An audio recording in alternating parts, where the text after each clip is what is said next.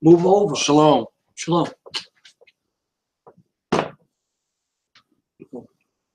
Move over. Look. This is Awaco Israel Ministries. We do thank and praise the Most High, Ahayah, and his son's name Yashayah, and the Holy Spirit for another holy day, another opportunity to go through the another lesson.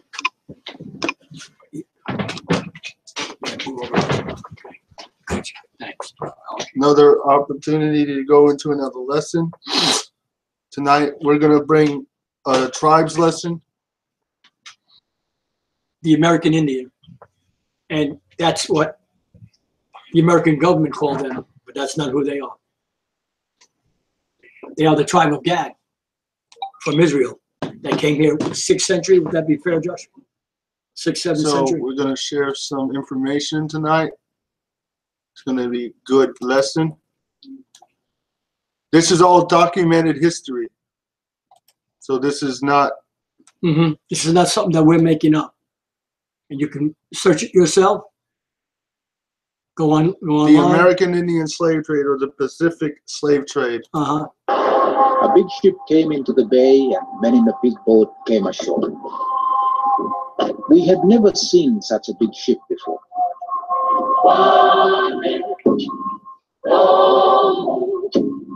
We thought they wanted coconuts and fruit for trade, so we brought them these things. They took us to the big ship, saying, "Don't be afraid, you come have a look at ship." The first part of this is going to be dealing with the Pacific people, like the Hawaiians and the South Sea people, which we know to be the tribe of Naphtali. Oh, I thought we were doing Gad. I'm sorry. Okay.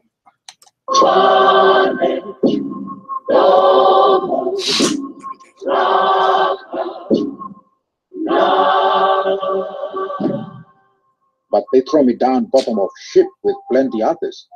I was frightened. I began to cry. My mother and father and relations were left behind. Then they chased boys from other islands, tied them up hand and foot.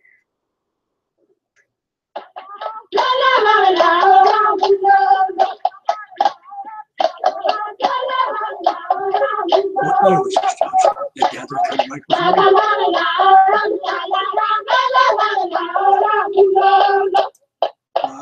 So these are the faces of the indigenous South Sea Island people. Awesome. Woolly hair, look at it. Children of Israel. These aren't the people that you see portrayed as Filipinos or Hawaiians or Samoans, but these are the faces of the people that the European powers conquered in not only in America but in the South Seas, according to the Bible.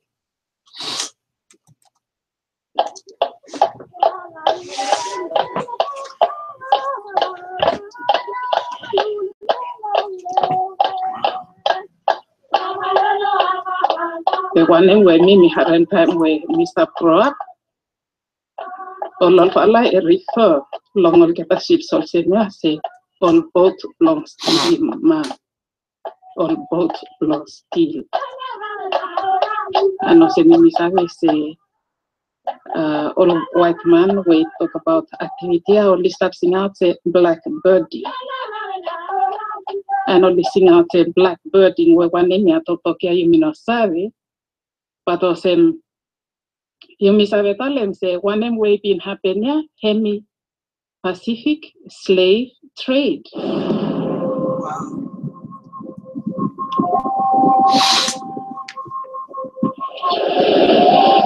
Tony, that's where Sugar planters and others.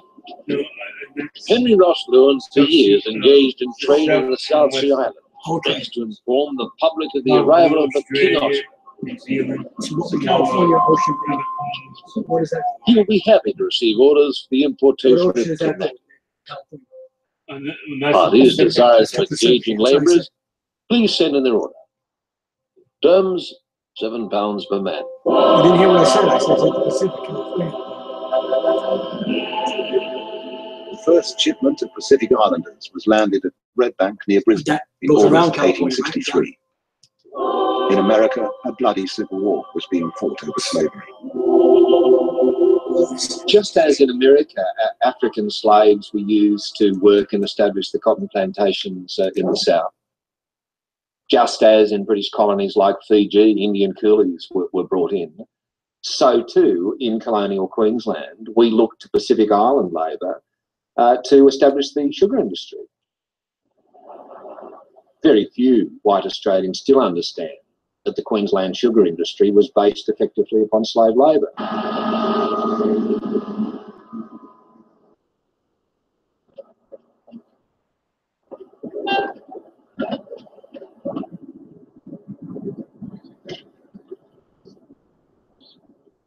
Ahayah is Joe Leo's younger sister.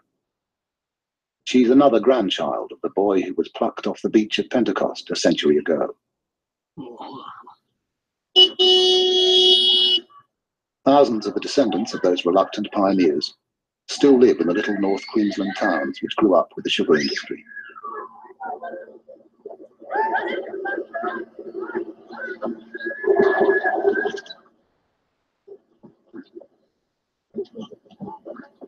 Marlene remembers her grandfather well, the old man she knew as Poppy. Poppy came from a village in Pentecost, from Pentecost Island. He was only 12 years old at the time, 12, 13-year-old. So you can imagine the traumatic experience that he would have went through. They were brought over here to a northern port, and then they were made to work in the sugar fields. Okay, have a look for a cross. Can you find me a cross? When they first came out here, they were given one set of clothing, and that was it. They had to work side by side clearing paddocks so that the big farmers can get their cane into the ground. So they're basically used as machinery as well, not just coming to cut the cane.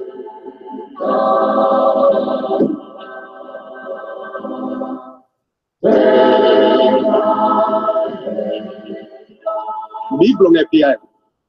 Mino sabe long one miaro le kisimi golong makai.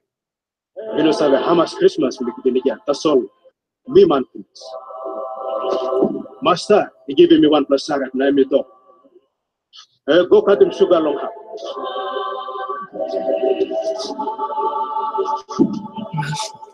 He just 1 plamani sabe was long mi plan nem blong amovas. Some time this flower here I get big cross long get up. And they fighting now with him all that. Tommy Lamon.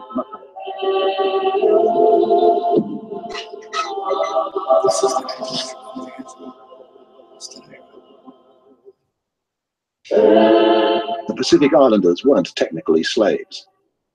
They were paid for their labor. But at about 1/5 the rate the planters would have had to pay white workers.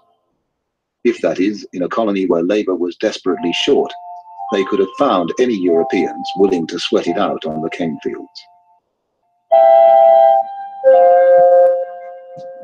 In the 19th century, Europeans were fairly firmly convinced that they weren't capable of labouring hard in the tropics. They thought they would die, as one source said, from premature rack and decay, so that they were firmly convinced that they needed a coloured labour force. And as those plantations developed, Queensland prospered.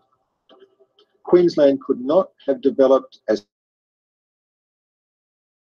without the use of cheap Melanesian labour. There was no other way.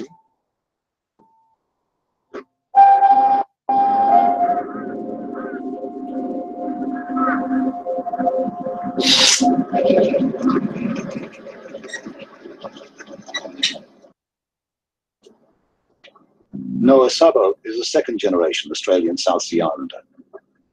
Now 74, he can remember the stories about life on the early plantations told to him by his grandfather, one of the very first islanders transported to Queensland back in 1863.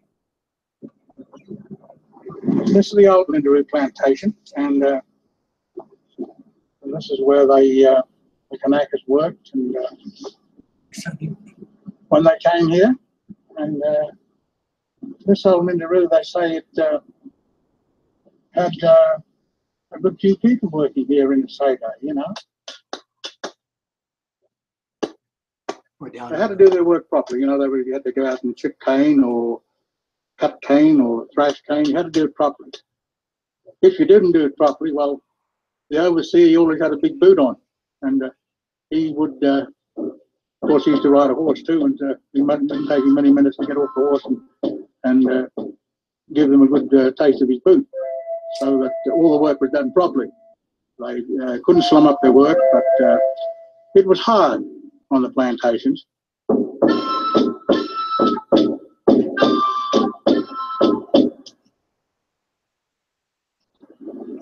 Phyllis Corower lives comfortably enough today. She is the oldest of 10 children. Their father, Moses Anaris, was kidnapped in the 1890s from Tanna, another tiny island in Vanuatu. Phyllis's maternal grandmother was brought to Bundaberg as a young girl, but whether she was enticed to come or was simply grabbed by force, family tradition no longer tells.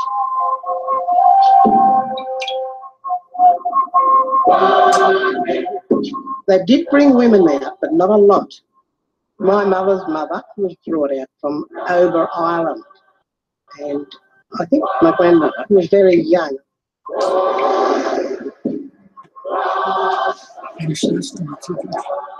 I have seen photos of her chipping cane, like the cane is already grown.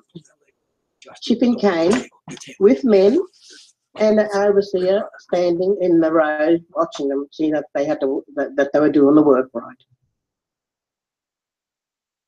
My grandmother never liked to talk about it. Now that I'm able to piece all these things together, I feel that she was missing her family life and the island that she had left.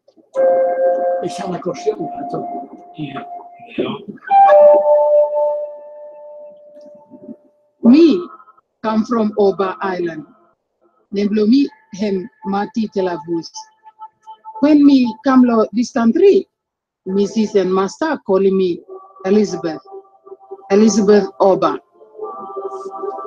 Me house girl and me cleaning house belong Mrs. and Master. Me play with them pikinini belong Master, and me sing him island songs from my home. My rukatu, sometimes when I finish housework, Mrs. say, "You now go clearing bush. You now go clearing ground. For Master, me digging tree and planting sugar cane." However hard the life in the cane fields, there was little the islanders could do about it. In the rest of Australia, white workers were organised. Trade unions were being formed. The working class was becoming one of the wealthiest in the world.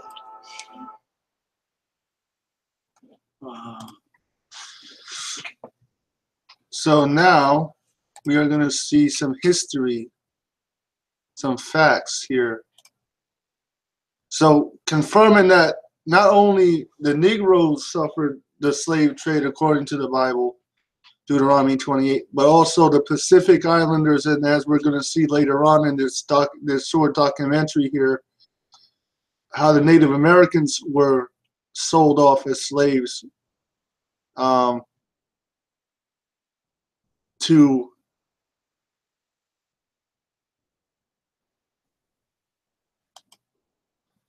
other nations. Hold on.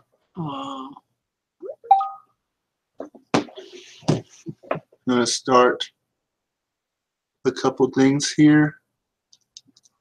What's that?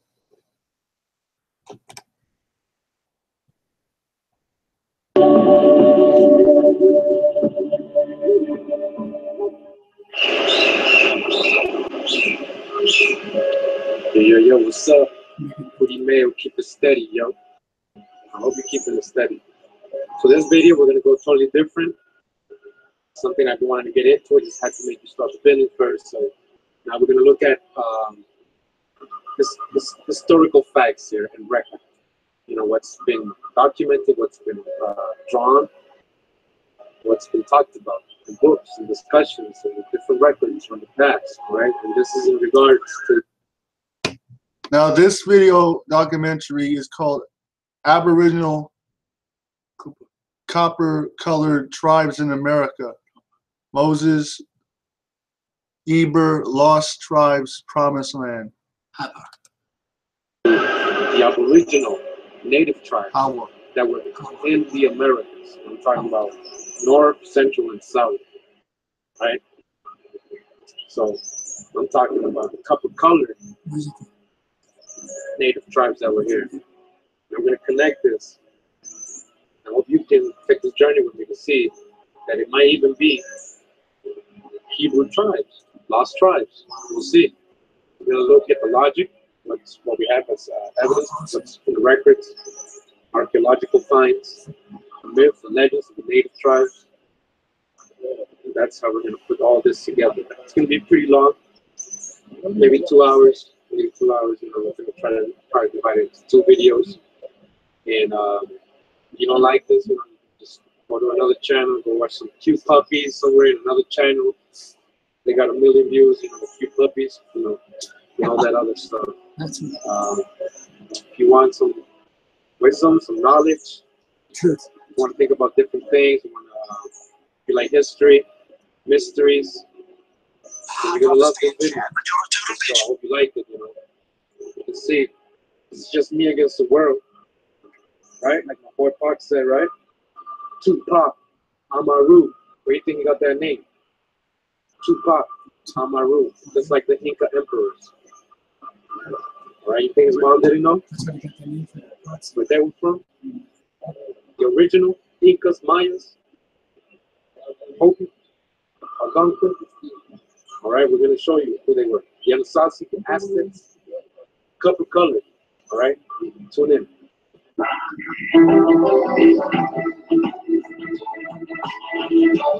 Virtually none of Thanksgiving has an ounce of accuracy. It's the bestseller Lies My Teacher Told Me. The idea of Europe bringing civilization to the Americas simply flips truth on its head. This is what European explorers actually found in North America. Far and away the most beautiful city on earth. 5 times the size of London or Rome. Great towers and buildings rising from the water. 60,000 gleaming houses, and how spacious and how well built they were. Of beautiful stonework and cedarwood, and the wood of other sweet-scented trees. The many streets and boulevards of the city were so neat and well swept, despite the multitude of inhabitants, crisscrossed with a complex network of canals, like an enormous Venice, but also remarkable floating gardens that reminded of nowhere else on earth. While Europe was drinking water from its polluted city rivers, huge aqueducts transported America's water from fresh springs. But what impressed most were the special merchant areas, where timber and tiles and other building materials were bought and sold, as well as greengrocer streets, where one could buy every sort of vegetable, fruits, honeys, nuts. So they're talking about a city in Mexico that called Tatichulan, which was founded by which the Spaniards came across and awed at because of the splendor of it, showing you that the people in this area were not uncivilized, backward, uneducated people. So, yes, the natives in Mexico are Issacharites. So, we're going to see what happened to the tribe of Issachar Paste and chocolates at the hands of Roman Catholic Christians. Cleanliness and hygiene of the colorfully dressed populace, and by their extravagant use of soaps, deodorants, and breath sweeteners. Most Europeans never bathed and kept clothes on at all times. The Pilgrim's Notes biographer Zini Finer had a terrible smell. Indians tried, quote, without success, to teach them to bathe. Settlers also had bad breath from rotting teeth. death and starvation was so common that corpses were just dumped in open pits known as poreholes. Many turned to alcohol and committed suicide. In fact, the story of the first settlers has been deliberately changed, notes author James Lowen, because the truth's so shameful. They actually settled hundreds of miles further south and stayed in America because the mission was a failure. Their real aim, reports historian Robert Beverly, was to find some gold and take it back to Europe. They spent their days digging random holes in the ground, aimlessly looking for gold instead of planting crops. Soon they were starving and digging up putrid Indian corpses to eat. They took some Indian prisoners and forced them to teach the colonists how to farm. And the meal with the natives wasn't quite the Thanksgiving shown on TV and in school books. The colonists offered the Indians a toast to eternal friendship, whereupon the chief, his family, advisors, and 200 followers dropped dead of poison. In mainstream history books, perhaps the most common description of American territory then is virgin land. In fact, notes historian Peter Jennings, it was widowed. Horrific enough, the Nazi ethnic cleansings in Europe during World War II. Leading American studies professor David Stannard notes it's dwarfed by, quote, far and away the most massive act of genocide in the history of the world. The death of 100 million indigenous people in the, quote, American Holocaust. Some from disease, but also... Now think about that. 100 million children of Israel that the Europeans used religion and conquest to kill and keep subdued under them, just like the Negroes when they brought them here on slave ships. Yeah, that's right. You just heard it. 100 million, think about that. Native Indians, so-called Indians. Josh, I want to add something. And it wasn't no 6 million Jews. Hitler killed Khazarians and he killed Russians.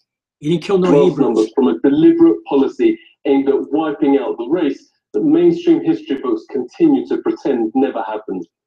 He knows when Heinrich Himmler called the final solution, quote, delousing, Himmler was only echoing the Pilgrim Army's rallying cry, nits make lice, nits being Indian babies. This was a map of Indian nations across the US. 80% of the first government's entire budget went on attacking existing... And who are the native Indians? The tribe of Gad. Indian settlements to take their developed farmland. Settlers would most probably not have survived, writes Jennings, on their own. 95% of America's entire population was then wiped out. American Holocaust... 95%. Look at that. By the Europeans. All right. And those are the most highest people. Evidence of colonist leaders going... He hasn't forgot, folks. Go to Genesis. Go ahead. Okay. Let's get the precept to prove who the native, Genesis 49? 49. 19. Genesis 49, 19. Genesis 49, 19. Gad, a troop shall overcome him, but he shall overcome at the last. Now, who is that troop? The European conquerors and then the U.S. military and cavalry. That's right. Town, deliberately killing all men, women, and children. Yet school texts and history books remain silent. Orders came from the very top. Under the direct order of George Washington, at least 28 of 30 Seneca towns and all the towns of the Mohawk, Onondaga, and Cayuga were George simply Washington. obliterated. You proved it. George Washington wrote, the Indian country, quote, must be destroyed. Thomas Jefferson called to, quote, pursue Indians to extermination. Nobel Peace Prize winner Theodore Roosevelt called beneficial the eradication of the native race. Senate notes genocide was official public policy. California Governor Peter Burnett, in his 1851 message to the legislature. Extermination must continue to be waged until the Indian becomes extinct. Another governor issued the public proclamation to, quote, pursue, kill. So for any of you who may have Native American friends here listening to this, you are not a Native American or you're not an Indian. You are from the Israelite tribe of Gad, the 12 tribes. And we can go to Deuteronomy 33 and read more about it. So. And destroy all Indians. A witness knows the ensuing bloodbaths practically wiped out the native race. They came out to meet the American, Europeans, men, women, and children, wherever they could find them. This war of extermination against the Aborigines is tending to the final extinction of the race. What reportedly saved the race from extinction was their use of slave labor. Wait, so not only did they extinguish them or try to use germ warfare, they also traded them, just like the Negroes, the Jamaicans, the Southern Kingdom Israelites, the Jamaicans, Haitians, and African Americans. Look at this. And if you look at their faces and their hair texture, they look just like the Judites. Look at this guy right here. If you didn't know any better, you would swear he's a Negro. His facial texture, his hair texture. Wow. It's so injurious to the interests of the whites. Indian labor is indispensable. Highly prized slaves were Indian girls as young as 3, said the Marysville Appeal for as young as 3. As young as 3. What they do, Josh? They were, the younger these slave girls were, the better. Wow. As young as 3 years old, these Europeans, these religious, these Roman Catholics. That's what they were. Then Jewish-controlled Christianity came in and finished it. Mm-hmm. Or almost finished it. And of lust. Christianity's no different than Catholics. Explored the shores 4 days before they robbed the graves of my ancestors and stole their corn, wheat, and beans. The Indians knew this fact, yet welcomed and befriended the settlers, little knowing that they would be killed by the settlers' guns. Yeah, so you see what they did, right? You see the real history. Check that book out if you can. Lies My Teacher Told Me. That's what they were talking about. So, can you handle the truth? What I want to basically point out is how. Now, this is not to make no one hate anybody or to stir up hatred or telling you to rise up and kill the white man. You got to know the truth. That's right. But look at these natives, so-called natives. They were beautiful. They were at peace. Now, don't they look just like the Southern Kingdom tribes, Judah, Benjamin, and Levi? They sure do. Look at the hair, woolly. Look at the faces, brass, black. Wow. Now these are authentic. And remember in Deuteronomy, they cut the hand with the feather, the crowning feather. Yeah, the head. Yeah. That's how they would make peace pacts. They would take the feather, the point of the feather, and prick their fingers, and they would make pacts with each other. Where is that? I'll read it. Deuteronomy 33, 19. Right. Deuteronomy 33. We're gonna have fun tonight. Oh yeah. As we always do, right, Dad? Oh yeah. Just don't shut me up. I'm gonna say something. If you can handle the truth, you'll 32, listen. Josh, or 33? 33. 33, what? 19. Now listen to this. 33:19, Deuteronomy 33:19. They shall call the people unto the mountain. 20. Okay, ready? And Gad, he said, blessed be he that enlargeth Gad. What does enlargeth mean? His land. His land. Look at this land behind these people. Look what the Most High gave Gad. And he shall dwell as a what? He dwelleth as a lion. Let me say something. America was so vast that nobody was there until these people came. Go ahead. His tribe. You know how lions dwell? With authority and possession. Mm-hmm. He dwelled as a lion. In other words, as a king. That's right. Come on. Right? Read. Yeah. And teareth the arm. Wait, he teareth the what? The arm. In other words, he would take the feather out of his crown. Come on. His crown. Keep that on and there. use the tip of the feather to break the skin. With the crown of the head. And make pacts of peace with his brothers. Watch this.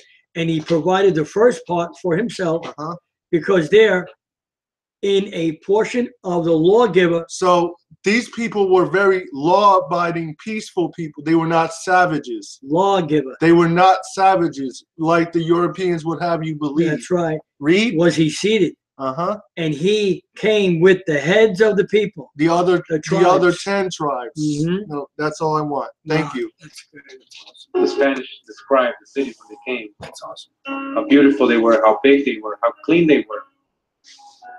They were right? big, Josh. Bigger, 5 times bigger than London. Wow. 5 times bigger They were than big Rome. people, Tony. 5 times bigger than Rome. Rome was pretty big. They conquered a lot of land. So 5 times big as Rome, that's the whole continent. That's the whole America, north, south, central. They're talking about the Incas, all of them together. They're all connected, right? And then the other thing is how they... Again, look at this brother, right? This so-called Indian. Look at... He, if you didn't know better, you would think this brother is a Negro. Right? That's right. The skin, the face, the crown of feathers. And look at the crown of feathers on this brother. Peaceful people. Oh, yeah. Big, strong warriors, too, and peaceful. Could nobody beat these people one-on-one? Never. That's why they needed military. Mm-hmm. Their hygiene. You know, that's the other thing, their hygiene. You know, how clean they were. They had deodorant, they made soap, they had breath. So the Native Americans were very hygienic. In other words, that's why they didn't get diseases. Until the Europeans came. So they were not uncivilized people walking around naked, diseased. Tell them, Josh, the Europeans brought all the diseases here. All your folks. You know, the colonists, they stank. The Europeans didn't bathe. They were nasty. You know, they didn't have that notion. Come on. That's right. Tell it. Like holy people would have. Clean people will have, spiritual people would have. People who have a common sense and consciousness with nature to, like, you know, be clean, be pure. You know, so you see what they did. They just exterminated everybody. Now we're going to talk about their characteristics, right? How were the Indians' characteristics? How were their personalities? That's what we're going to talk about right now. And that's from the descendant of the colonists, right? Somebody who was in the 1800s writing a book. It's called Popular History of the United States. Sounds like a book. We're going to show another clip, another video, start another video here. Hope you're being blessed, and I hope you're really listening I'm close. going to give you start the second part here. This is amazing how we're really proving everything we preached in the last 6 years, Josh. This is really good. This is the second part. We're going to start this too. Yo, it's Cootie Mayo. Again, just want to remind you, if you haven't seen part 1, to go watch part 1, you know, because it deals with the same, so you can be informed in this part 2 now, this next video. But you don't want to do that, enjoy it anyway. Oh. So yeah, just a little recap from the previous video. Part it was 1. the Lord who put. As Christopher Columbus says, it was the Lord listen to that. into my mind. I could feel His hand upon me. Huh. The fact that it would be possible to sail from here to the Indies. Okay, the Book of Prophecies, Columbus. All right, check that book out. You know about that from the last video. He was a murderer, Christopher Columbus. I mean, we know he knew where he was going and why he was going. And we know who helped him achieve that. You know, if we remember from the first video, the Papa Bull, right? The Dum Diversus, 1452. Pope Nicholas Saccharines and pagans.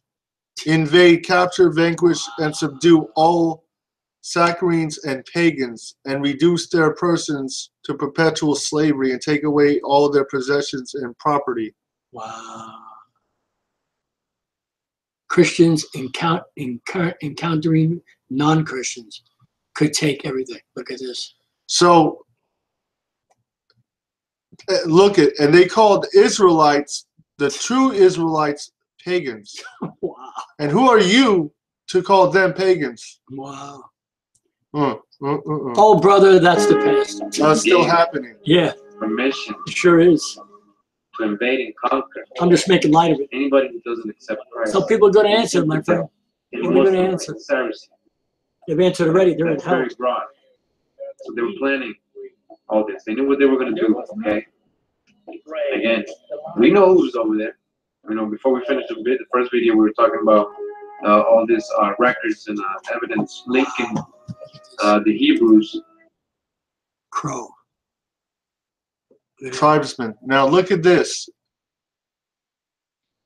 If you didn't know better, you would swear that was a Negro. That's right. Look at the skin color. Look at the. Now look at this, bro. Now. The face of a lion, Josh. Now, if you show another picture, hold on. To the tribes, the aboriginals, the native tribes of America, colored ones. All right. That's a reminder. Here you go. Frederick Douglass. All this native land talk is nonsense. The native land of the American Negro is America. Frederick Douglass, 1894. Alright, so you heard Frederick Douglass. Alright, you know. So do you know who you are? Do you remember? So we're just going to continue. Now look at this. Look at this sister. From where I left off with the other video, we're going to continue talking about some more evidence we have here regarding the lost tribes or any kind of Hebrew connection with the Native Americans. Hope you enjoy it. MyJewishLearning.com, Native Americans and Jews, the Lost Tribes episode by David Kaufman. So here, in the 8th century BC, the Assyrians dispersed the kingdom of Israel, giving the life and legend to the lost tribes. The repatriation of these lost tribes eventually became an integral part of the Jewish and Christian Messianic dream. And there have been lost tribes speculations about numerous discovered populations. One of the most fascinating, unfortunately forgotten, such discussions centered on the Native Americans. How did American Jews respond to this? Why and how did Jews credit or discredit it? What did these theories signify about the American Jewish agendas and anxieties? This is one of the first books to suggest the Native American lost tribe theory was written by a Jew, the Dutch rabbi, scholar, and diplomat Manasseh in Israel, in the Hope of Israel. Ben Israel suggested that discovered the Native Americans and surviving remnant of the Assyrian exile was a sign heralding the Messianic era. So, what this brother just read, this guy was that this Jewish person, this rabbi at this time, he said that the Native Americans were surviving remnants of Assyrian exile. Okay. So, hold on. So, the Jewish people know, again, just like they know the Negroes are, they know who the natives are. That's right. They are the remnants of the Assyrian exile from Israel, and the sign of being the Messianic era. Just Oshia brought them here. Just 1 year later, Thomas Thorogood published his bestseller, Jews in America, or Probabilities that Those Indians Are Judaical, made more probable by some additions to the former conjectures, including Cotton Mather, the influential English minister, Elias Boudinot, the New Jersey lawyer who was one of the leaders of the American Revolution, and the Quaker leader William Penn. So all these individuals that he just named knew who these people were, that they were the children of Israel, and they used their religion to destroy them and keep them spiritually controlled. Did you hear that? A 40-year veteran Indian trader and meticulous chronicler of the Israeli features of Native American religion and social custom, wrote The History of the American Indians, containing an account of their origin, language, manners, religion, and civil customs in 1775. Even Epaphras Jones, an American Bible professor, engaged in theory in 1831, claiming that anyone conversant with the European Jews in the upper regions of America will perceive a great likeness in color, feature, hair, aptness to cunning, dispositions for roving. Haplogroup X is really a fascinating story because the X-Files of Native American genetics. Because it burst on the scene in 1998. Scientists didn't want to believe it, but they found a new haplogroup in addition to A, B, C, D among the Indians of the Great Lakes in particular. And that was haplogroup X. And so immediately the scientists who have a kind of E-Day peaks, in my opinion, set about trying to find haplogroup X in Mongolia and Siberia, because of course all American Indians, all upstanding American Indians, came across the Bering Land Bridge chasing woolly mammoths, right? So they weren't able to find haplogroup X in Siberia. They found one case of it. That wasn't enough. Haplogroup X was a Eurasian type. So then they started talking about, oh, well, maybe they got here by jumping across the ice in a circumpolar fashion. Okay. Well, it kind of rested there for a while. As it turned, and last year, finally, the mystery of haplogroup X was revealed in a very important study by a team under Dr. Schluss, and he determined without any doubt that the origin of haplogroup X was the hills of Galilee. It was that clear. Wow. Did you hear that? The Native American gene pool comes from Galilee. Wow. That's where they found the haploid group X, which is the DNA of all Native Americans, which makes them Northern Israelites, the 10 tribes. Wow. Awesome. That's proof. That's right. Because where you have the greatest Native Indians are listening and to the greatest diversity, you have, that's the origin. There's no controversy among DNA experts about the Middle Eastern origin of haplogroup X.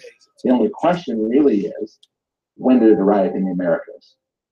Most projections about ancient human history, prehistory really, are based on a mathematical and statistical model called phylogenetics.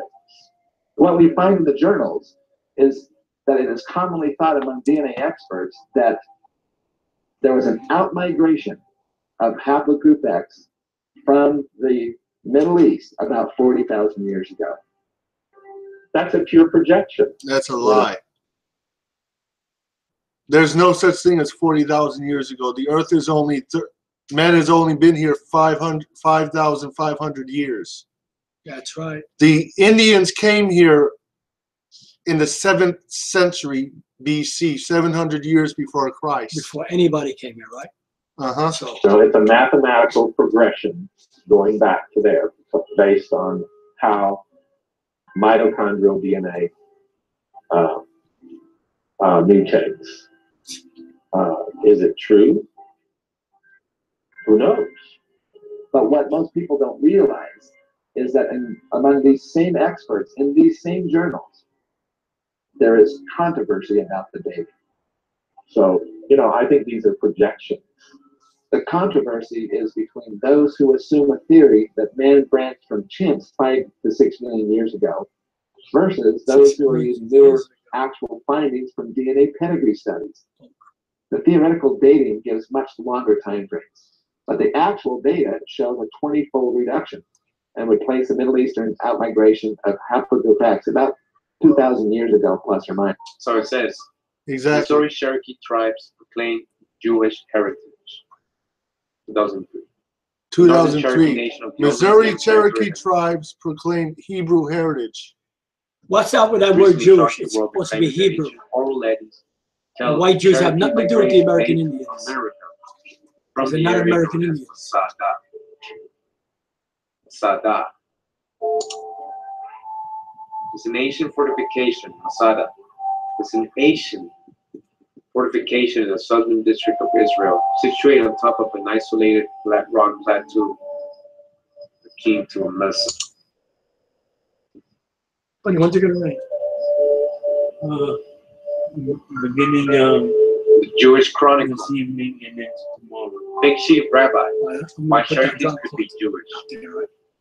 On the steps, because it's not quite right. If one American geneticist is correct, the list of groups known to make up the 12 tribes of Israel may need urgent updating. According to Donald James, there is compelling evidence that within the Cherokee Nation of American Indians, mothers and other matrilineal forebears bear bona fide Middle East Jewish genetic markers.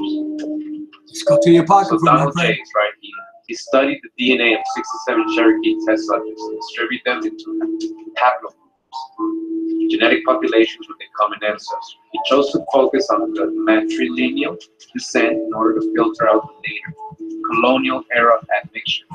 The Cherokee came into contact mostly with colonizers from Spain and England during the 16th and 17th centuries. Mr. James found that almost 1/4 of the 67 were haplogroup T, a group not usually found among Native Americans and which was more common in the Middle East, specifically Iran and Iraq.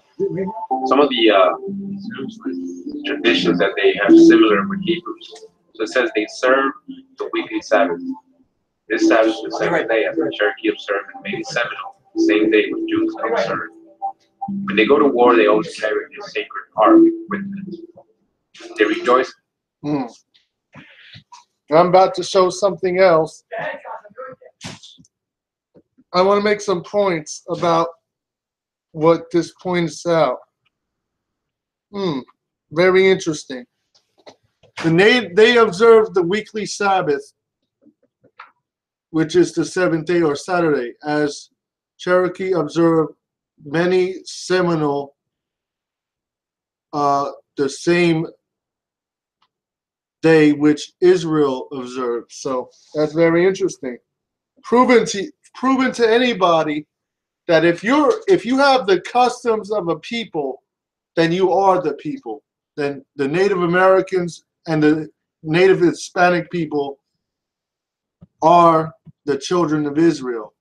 They also will go to war with a sacred ark with them. They rejoiced at the appearance of the new moon. They observed the year of Jubilee.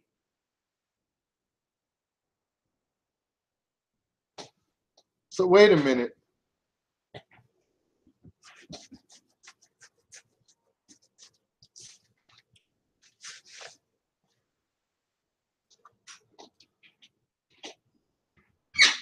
So now look at this.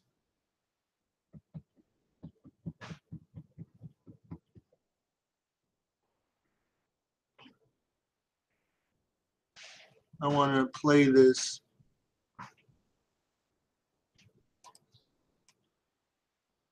Over again. Hold on.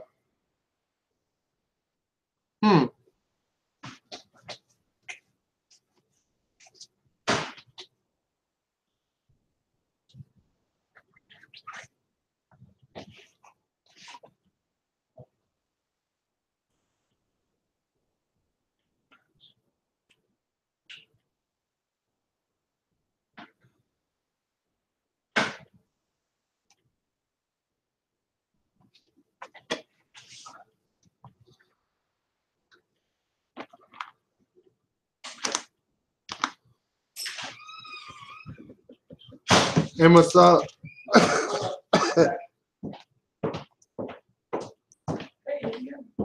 Emma, you want to go for take a minute? You stopped it, Josh? Okay. What's this? It's awesome. Want me to read something for you? Keep the Sabbath day to sanctify it. Deuteronomy 5, verse 12. Now look how long ago, and that's not even to sanctify it, as the Most High hath commanded thee. Okay. Now listen to this. I went back a little bit. A group not usually found among Native Americans. So and which was the Native American gene pool, according to DNA tracking, as we heard earlier in the video, originated in Galilee, in Israel. Specifically Iran and Iraq. some of the Cherokees proven to be lost tribes of Issachar, who preserved the Paleo-Hebrew name of what they say, but we know his name is Ahayah. Hebrews. So it says they serve the weekly Sabbath. This Sabbath is the seventh day, as the Cherokee observe, and many Seminole, the same day which Jews observe. When they go to war, they always carry this sacred ark with them. They rejoice at the appearance of the new moon. They observe the year of Jubilee. Jubilee. So we have the book. Let's read. They observe the weekly Sabbath, as we just read in Deuteronomy. When they go to war, they always carry an ark. Let's go back to Genesis, Josh, and show them where it really started. Right? The sacred ark. Where did they get that from? The Ark of the Covenant. Come on. All right, well. They observe the year of Jubilee. Come on, yeah. This is all the customs that the Europeans took away from the natives and the original Hispanics. And they gave them pagan Christianity. And let's go to Genesis 2. Genesis 2. Thus the heavens and the earth were finished, and all the host of them. And on the seventh day, Ahayah ended his work which he had made. And he rested on the seventh day from all his work which he had made. This is 5,000 years ago. And Ahayah blessed the seventh day and sanctified it, because that they used the word hallelujah. He had rested from all his work which the Most High created and made. James Adair throughout his book knows you can't go back any further than that. American Indians as Yohiwa. Joshua Priest, in his book American Antiquities, bears out that this was the Choctaw and Florida Indians. To this day, the Cherokee called the creator Jowa, which does resemble Awa, which would be short form of Beltrami called the Iowa River, the Jahowa River. Yahweh, based on the assumption that the pentagrammation is the imperfective of Hebrew verb Hawa. Now we know, according to Genesis, Exodus 3. Before I go to the next video, I want to show everyone everything, just to smash the Yahweh thing. Go to Exodus 3. And let me get the Hebrew here.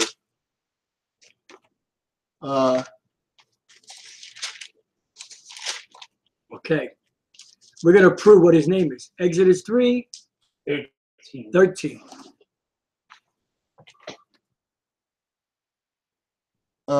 Exodus 3. And let me pull up the interlinear Hebrew. Oh, okay. In 13, Josh. Hebrew.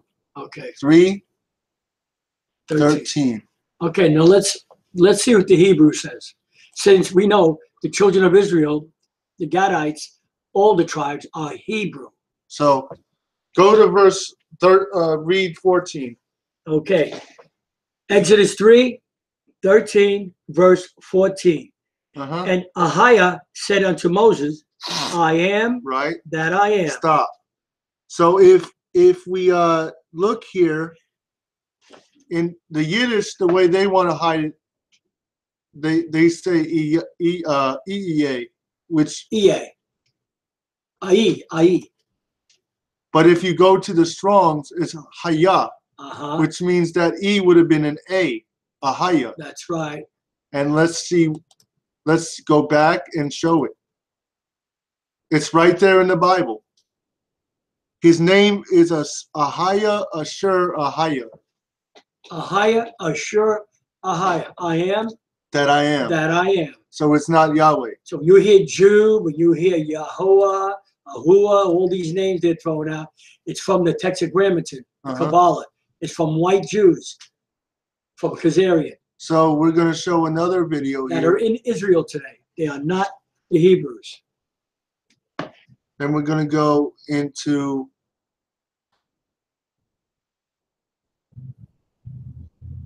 I'm going to have fun tonight. Now, this is a documentary here showing you how the government used the hip hop culture to put crack in black neighborhoods. Oh, what's this? The documentary is Plant Rock, the story of hip hop and the crack generation. Go ahead, Josh. Yeah, go ahead. Keep praying for your government. Yeah, keep praying for them. Pray that Satan has become America's drug of choice. A potent, inexpensive, highly addictive form of cocaine. It is an uncontrolled fire. Listen to this. You're the ones that bought it More here. than 25 years since crack hit the streets of America. Man, when I first saw it, I was still Tracy Merrill. I wasn't even iced tea yet. It looked to me like broken pieces of hard rock candy. I never used it and I never sold it, but I watched it consume the generation around. Look at what crack has produced. Ghettos. And the hip hop culture is also responsible what certain white Jewish people have produced with the rap, the gangster rap has also produced this atmosphere in the black community. So they did this to the black community, nobody else. And also your FBI and your CIA have also been known to plant drugs, do all this. Motherfuckers was all friendly, lounging at the barbecues, drinking brews with the neighborhood crews, hanging on the avenues. Turn your pages to 1993. Believe me. In the late 80s and early 90s, crack cocaine brings violence and tragedy to the streets of America. You had the gangbangers killing each other. You had drug dealers battling for territory. It was like the Wild West when crack came in. 13 and 14-year-olds wearing beepers for drug deal contacts. Back in the days, our parents used to take care of us. Look at them now. They even scared of us. Calling the city for help because they can't maintain. Does change. We need more prisons, more jails, more courts. Stop that. Hear that, Josh? Stop that. The government put drugs in your neighborhood, and you hear what this president just said? And I want to say something. He's under judgment. We saw him at the beginning of the Super Bowl 2 years ago. I hope you saw it. He was under judgment. He looked like a clown. He's really a demon. You are Americans. You're the product of the freest society mankind has ever known. Freest? For the generation. Who? According to who? Free? Yeah, according to who? He's right. Let's get Zechariah. Wow. Zechariah 11. Zechariah 11 verse 4, Dad. Okay. Let's see what the Bible says. Yeah. Since they don't believe it. So this is freedom according to the white man.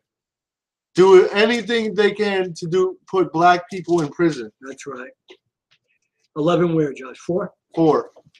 Zechariah 11:4. Thus saith the Most High thy power. Feed the flock of the slaughter. Which are how are we supposed to free them? Show them the facts of reality. Come on. Read. Whose possessor? Who's what? Whose possessor? So this man represents the possessor or the oppressor of this man. Your president. Slay them. Who slay them? They invent reasons to put you in prison and kill you. Read. And hold themselves not guilty. It's not our fault. You're the criminals. You're selling the drugs. And You're doing this. That's right. Come on, Josh. And they that sell them say, "Blessed be the Most High." Okay. For I am rich. The kids coming up in the struggle, it brings prison time. You better believe what you're hearing destruction, tonight. or death. Crack changed many people's lives. You know what I mean? If I wasn't in the rap game, I'd probably have a key knee deep in the crack game because the streets are the shortstop. Either you're swinging crack rock or you got a wicked jump shot.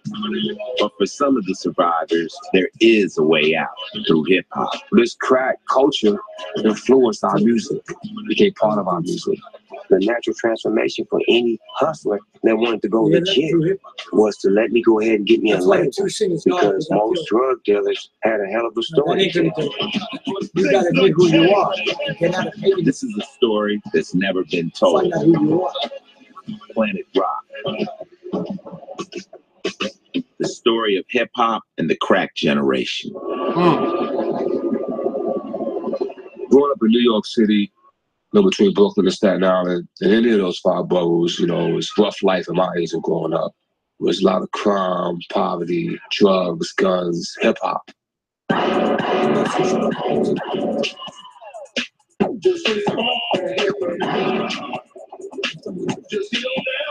the age of 9, I recall me and my cousins just leaving Staten Island, catching the ferry boat, going all the way up to the Bronx just to go to a block party. Look at this. Look at that. That's a pictogram dance. And the DJs is playing all these break beats and he's scratching the record. Let's get the scripture. Isaiah 51:19. Let's get the scripture. What does the Bible say about you so-called young black men? Isaiah what, Josh? Isaiah 51:19, right? Isaiah 51:19. Okay. It's all in the word, folks. That President Bush looked like a demon, Tony Nini, in a wheelchair. That's judgment. That's judgment. For what he did to you. That's right. You can be happy about it. 51:19. 51:19. 20. 20? Uh-huh. All right. Here we go. Thy sons have fainted. Exactly. Look at this. Look at this. They lie at the head of all the streets as a wild bull in a net. Look at this. Wild bull in a net. Come on. Explain what that means. That they are full of the fury of the Most High. Stop. Freak and the WAP. I was blown away by that experience. Man, I was the same way. Hip-hop changed and saved my life. It was a whole new culture that comes right from the streets. It jumps off as an alternative to the elite clubs like Studio 54, where the drug of choice is cocaine. But when cocaine came around, it was the rich white people's drug, and you couldn't get it anywhere.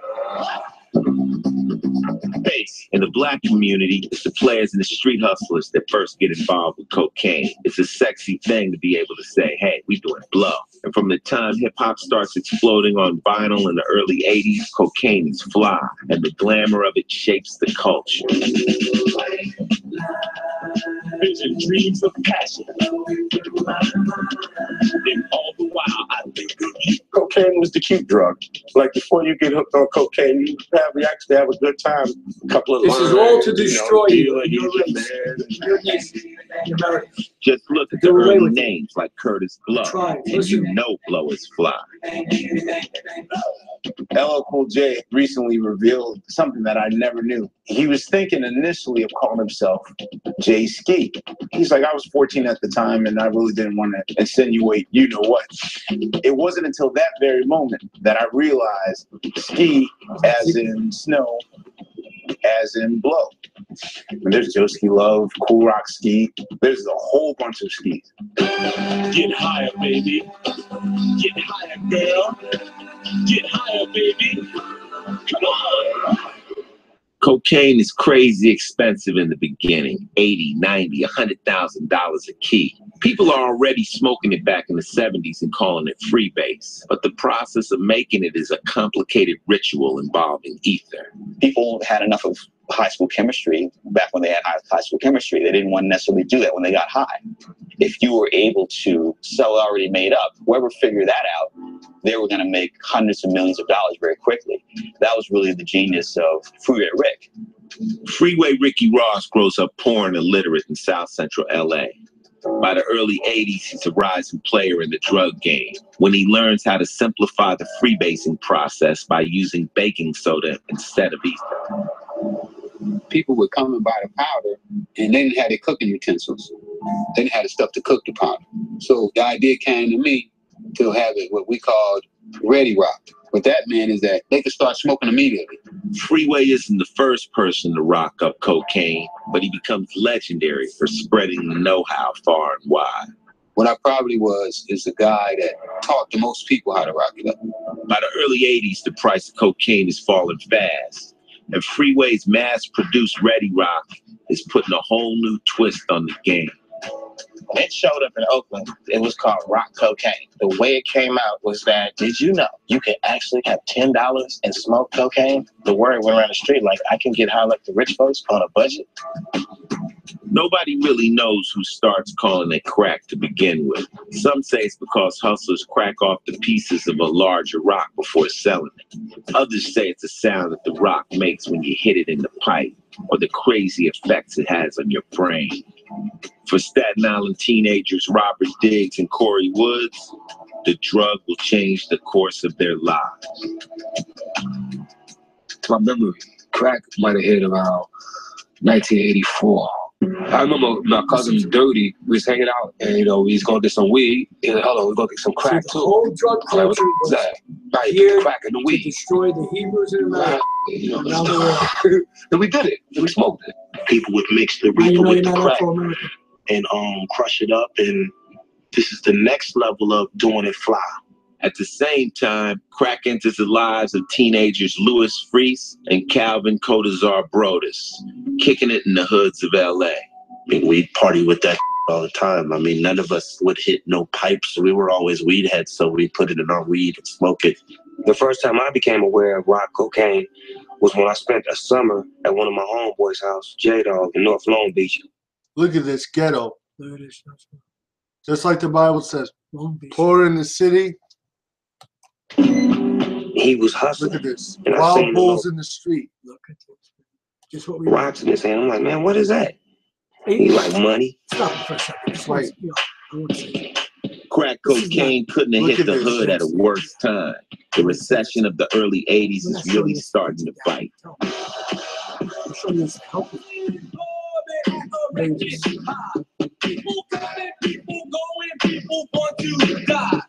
By some estimates, 75% of the black youngsters ages 16 to 19 are out of work. There was a lot of poverty, a lot of hard times, a lot of people struggling. We need breaks somewhere, and nobody seems to want to give young people a break. The government's policies of tax breaks for the rich and cutbacks for the poor are devastating. We had the team post, we had the CETA program. When Reagan came in office here after a couple years, he cut all that out.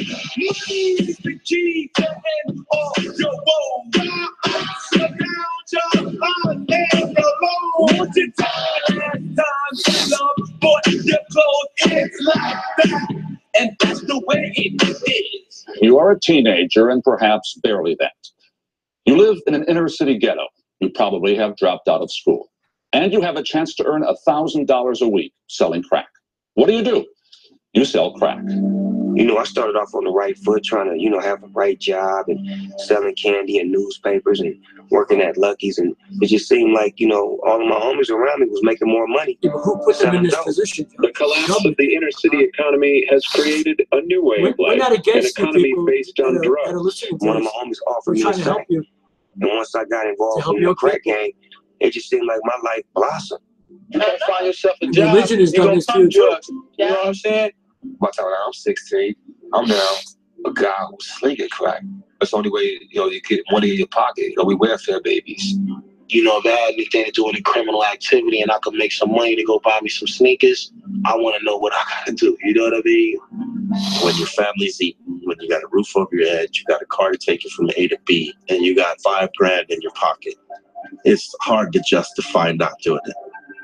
The Jungle Creed says the strong must feed on any prey at hand. You're either predator or victim. For these kids getting into the crack game, the predator who becomes their role model is Tony Montana. Me, I want what's coming to me, or what's coming to you. Now again, I made a point, I think Wednesday, about how they used the jive movies, the minstrel movies in the 70s were about black people. Then in the late 70s and 80s, what came out? Scarface. Usually Hispanic. Now they're pushing to Latinos because they are also in the ghettos and poor. That's right. That it's cool to be successful and sell drugs and destroy your people. The world and everything in it. I think Scarface was such an influential movie because it's the movie that we all saw during that period of our dreams of American success. We admired this Barak the Butcher story, even though it was painted in blood. You know, he came from Cuba with nothing. He took over the world. You're gonna move up. You're gonna move up fast. He went from there to then a multi-millionaire. It was a movie that made us feel like we, coming from nothing, could actually become something, and the world was ours. It spoke to the... Why? Because when you have a lack of knowledge of yourself, you'll take someone else's theme of life and live it. Satan will give you the world. Right? Mm-hmm. Because you lack the knowledge of yourself. That's because right. of your church is not teaching you, you feel like you need to live the life of the Gentile. Wow. Mm. Wow. Love not the world, nor the things in the world. What? I want to show. Have fun tonight. Hold up. It's true, Tony. Even in America, even in construction, most of them are all thieves and robbers. You want to make it in America, you got to be a sly thief. That star means something. On November 17th. Tell me, can you see the stars? Pack your bags, boys. We're going to Bethlehem. Bethlehem? Start a new tradition. I think people are going to remember this night for thousands of years. For the whole family. Wherever you go, your best friend will be right behind you. The Star, the story of the first Christmas, rated PG. You're adorable. You can't make Jesus white. He wasn't white. You can't make Jesus white. You can't make Jesus Japanese. You can't make Jesus Chinese. You can't make Jesus Mexican. Jesus was black. He was black when he walked. Hi everybody, my name is Daniel St. Germain. I'm going to do this real fast. My phone only gives me about 7 minutes. So what I'm going to do is I'm going to give you the scripture first on two sets of Jews. The true chosen people of God in the beginning, and the imposters. Straight scripture, straightforward, right now. Get your pens ready. Everything I'm going to tell you in this little synopsis that I'm going to give you for the fake Jews. Revelations 2:9 and Revelations 3:9. Those two last ones are going to mention, I know your troubles and those who say they are Jews but are not. But check all those scriptures after I give a synopsis. Believe no man. Now, to the real Hebrew Israelites. You're going to refer to Deuteronomy 28:64-68. He is reprimanding and passing judgment on the Israelites for the wrongs that they did, and they did wrong. And they get their judgment, and they have suffered it. He sent them into ships, into bondage, scattered, so they would never know their land again, it says. That they will never know who their God is, and God shall turn his back on them. They never knew who they were. The Jews today happen to have heritage and they know who they are, but it violates everything that we're going to look at in your scriptures of Deuteronomy, Zechariah. These people who went by ship, when you read that in detail, it tells details of being raped, that be borrowers, there will never be a lender. It gets into such great detail. There's only one race on the planet in the history of man is and I'm not going to tell you. If they repent, they can. And Yahuwah shall bring thee into Egypt again with ships, by the way whereof I spake unto thee. Thou shalt see it no more again. And there ye shall be sold unto your enemies for bondmen and bondwomen, and no man shall buy you.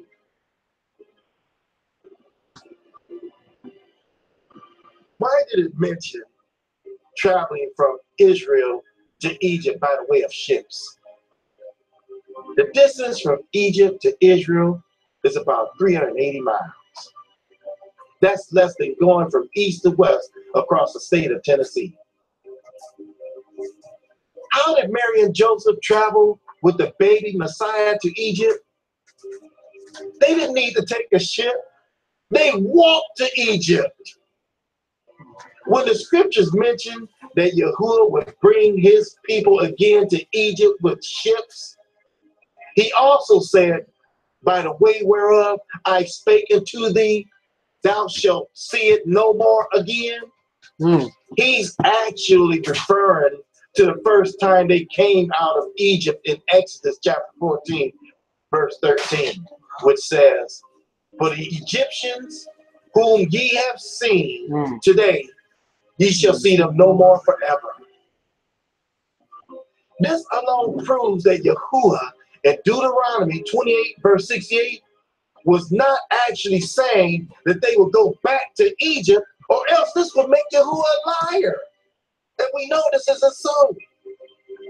Yahuwah was basically saying that he would send the true Israelites into hard slavery like they had in Egypt. It had only been about 40 years since the time they came out of Egypt.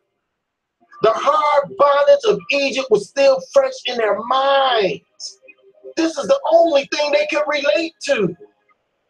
What other slave bondage have the Israelites even been into?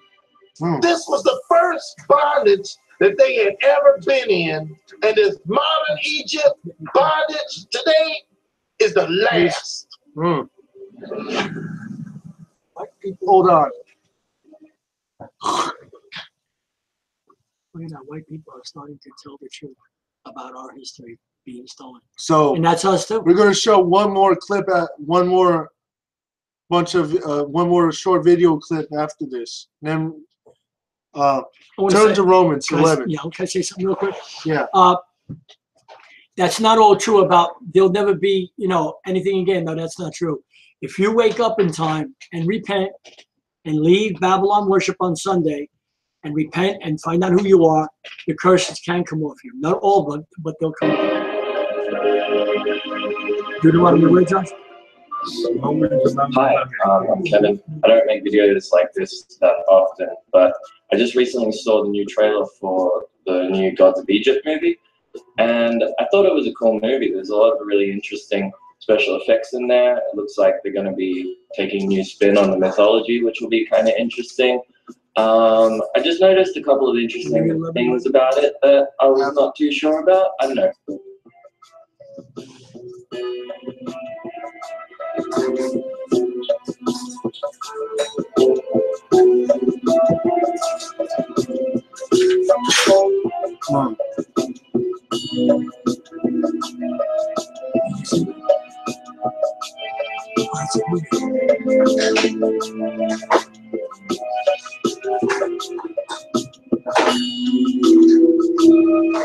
So I don't know if you guys noticed it, but there was something a bit jarring about it. And yeah, there's no black people in the entire movie. I don't know if anybody knows this, but Egypt is actually in Africa, and the old kingdom of Egypt was founded by Africans. You can have a look at sculptures, paintings, just geographically where the people came from. Right. See, how come the movie has no black people? They were black people.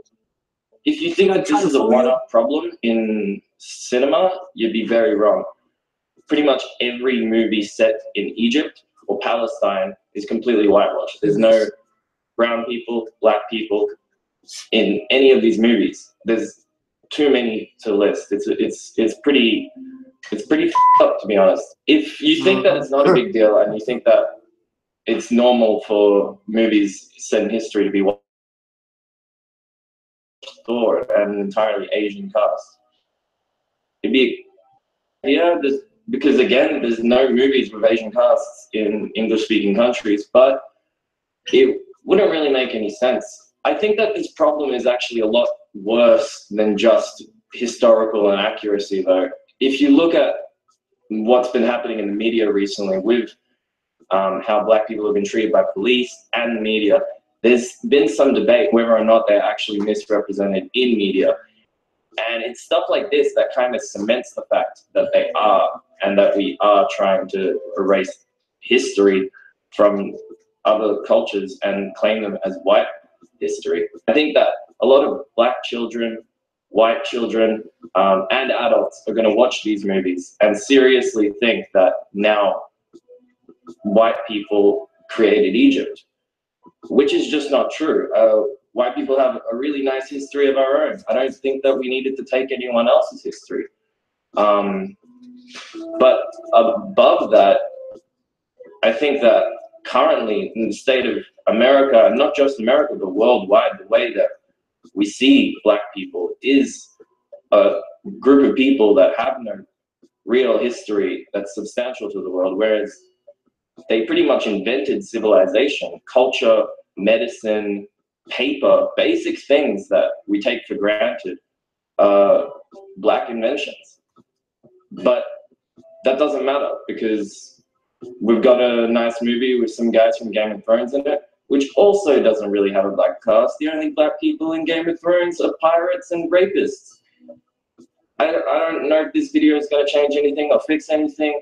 I would strongly suggest that you don't watch this movie or any movie set around the Bible, Egypt, or any kind of story in those areas, because we have all these movies with entirely white casts set in Black and brown countries, and it's always kind of been like that. And it seems to be that nobody really gives a shit. I mean, that's just what I thought about this film. I don't know if you guys feel the same way.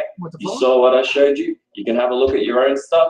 If you seriously think that white people created Egypt, you're an idiot.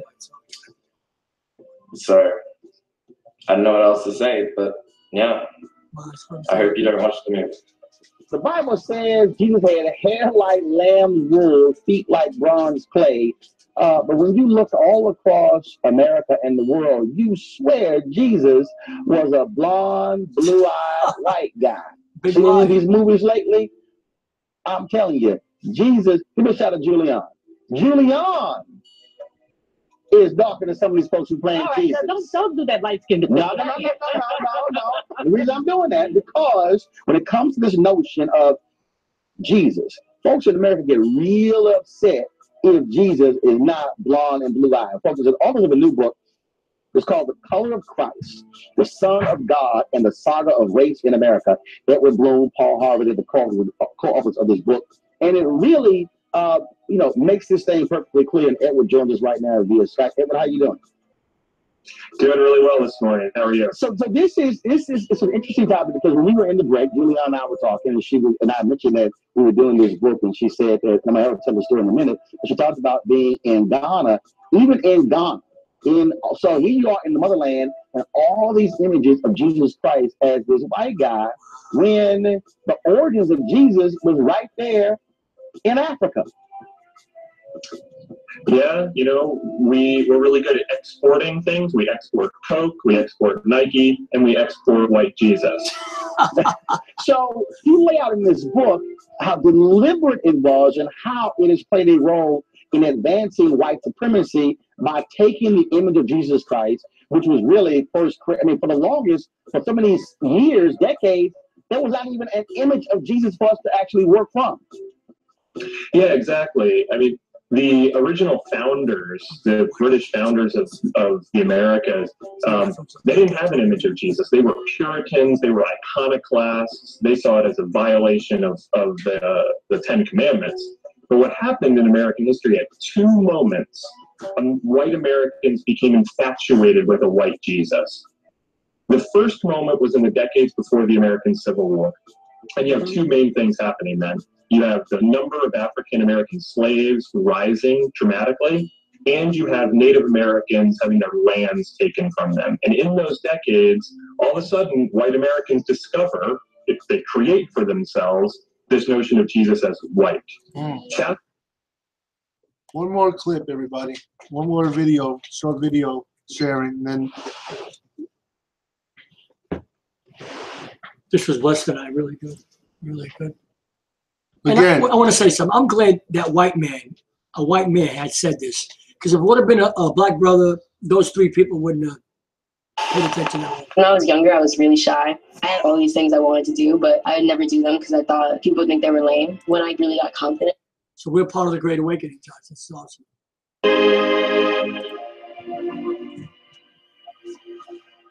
If ye do in any wise go back, and cleave unto the remnants of these nations, even these that remain among you, and make marriages with them, and go in unto them, and they to you. Know for a certainty that Yahuwah, your God, will no more drive out any of these nations from you, but they shall be snares and traps unto you, and scourges in your sides, and thorns in your eyes, until you perish from off this good land which Yahuwah has given you.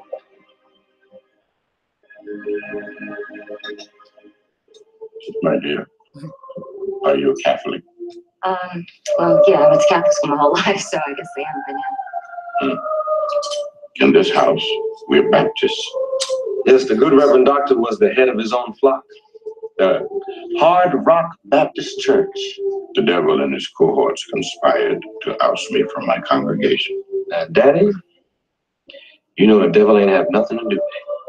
It was you and your stubbornness. That's all it was. For it must needs be that offenses come into the world, but woe unto him by whom the offense cometh.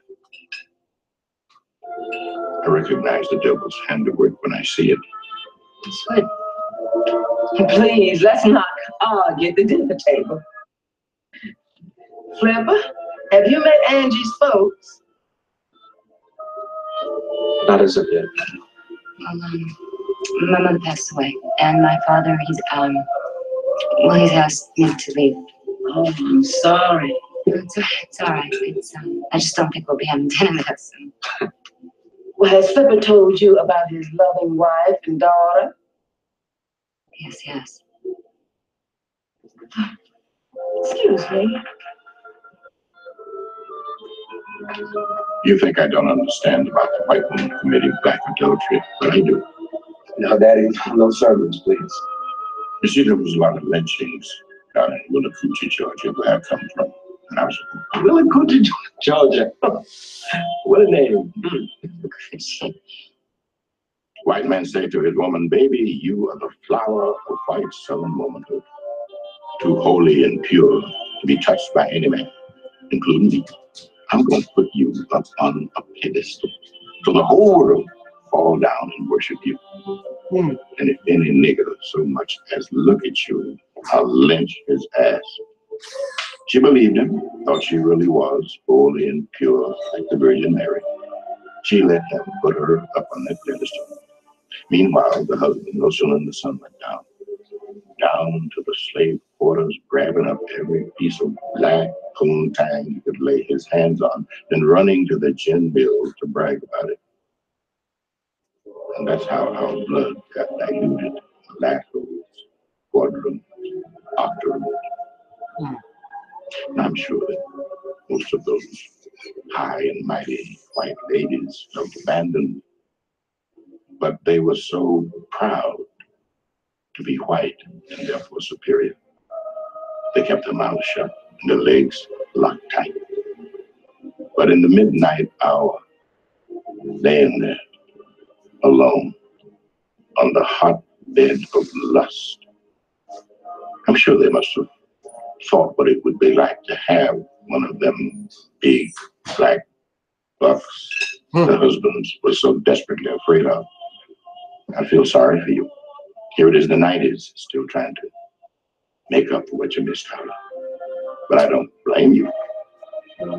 As for the black man, like my own son Flipper, who ought to know better, got a loving wife and daughter, still got to fish in the white man's cesspool.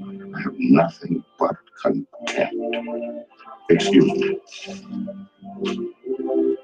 I don't eat with whoremongers. Right now, we have a global situation where a lot of Africans, men and women, are dating outside of their race because they believe we live in a post-racial society. Understand the 4 stages of white supremacy. First, white supremacy establishes itself. White supremacy then maintains itself.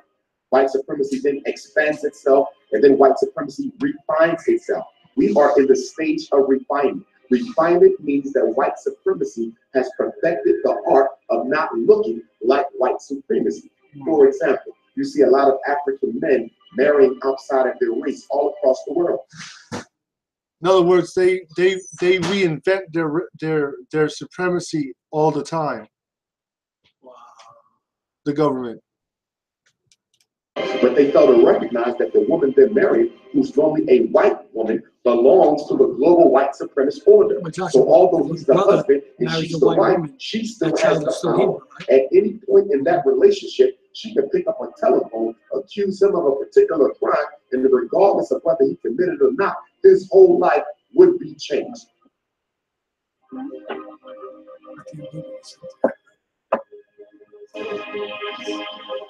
Okay, he would say to that girl. That Miss Augusta mighty Bishop. Lordy, but she sure got a tongue. Hey, Papa.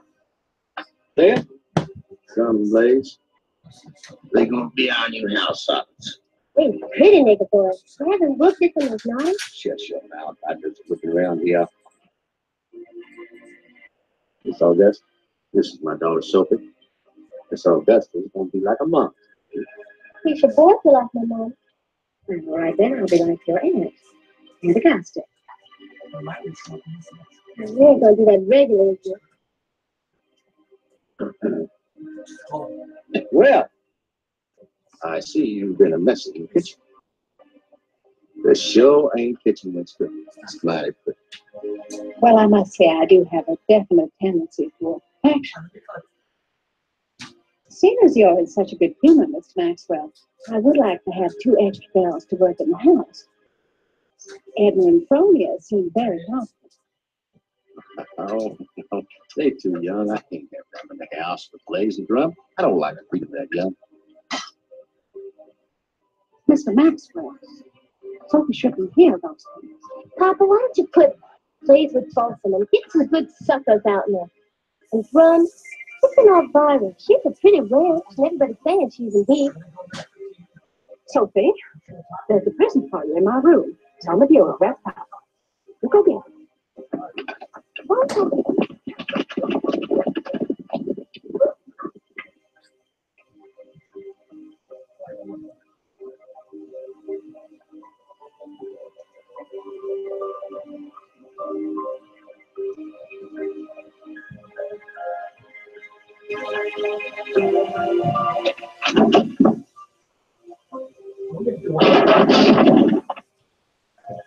You crazy to play with me?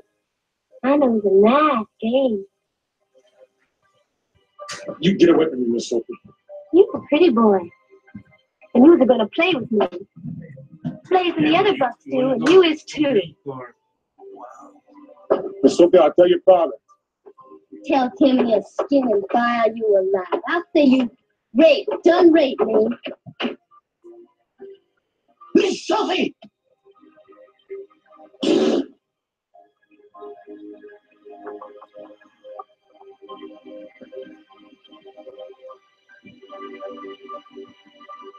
Why have you never played with me? You worse than hell. You'll get a nigga killed no matter what. I don't want to play with you. Well, if you don't, I'll just tell my papa you tried to rape me. Nehemiah chapter 13, verses 25 to 27. And I contended with them, and cursed them, and smote certain of them, and plucked off their hair, and made them swear by God, saying, Ye shall not give your daughters unto their sons, nor take their daughters unto your sons, or for yourselves. Did not Solomon, king of Israel, sin by these things? Yet among many